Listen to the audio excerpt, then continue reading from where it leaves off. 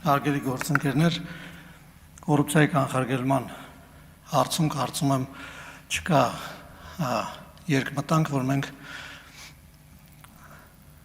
որ մենք մեր կամքը ամուր է եւ պետք է շարժվենք Հայաստանը կոռուպցիայից զերծ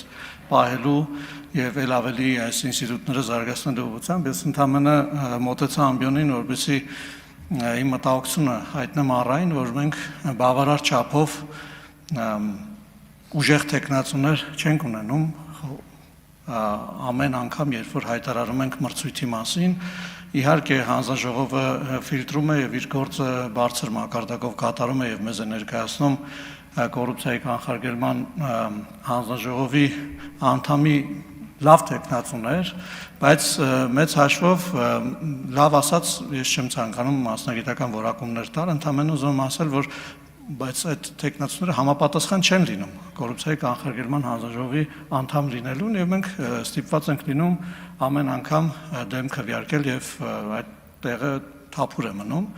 Ես ընդհանրապես մի առաջարկ ունեմ, քանի որ արդարադատության նախարարությունը այստեղ կոռուպցիայի կանխարգելման հանձնաժողովի ընտրման հանձնաժողովում մեր հարգարժան տեխնացուն է այստեղ եւ պետաիրավական հանձնաժողովի նախագահն է այստեղ։ Ուզում եմ առաջարկել, որ մենք միգուցե պետք է վերանայենք եւ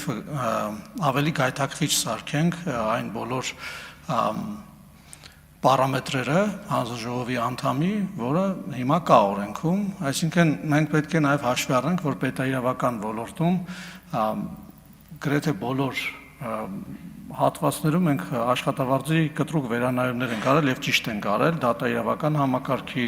քննիչների, դատախազների, ոստիկանության ծառայողների եւ կարծում եմ, որ այստեղ նույնպես պետք է նույն գործիքակազմը կիրառենք եւ վերանայենք վարչատրության չափերը, որպեսզի այլ ավելի գայթակղիչ դառնա եւ մարդիկ ավելի ուժեղ մասնագետներ, ավելի պատրաստված եւ ավելի շատ քանակով դիմեն հանձնաժողովին, մենք էլ հնարավորություն ունենանք շատերից ընտրելու լավագույններին։ Շնորհակալություն։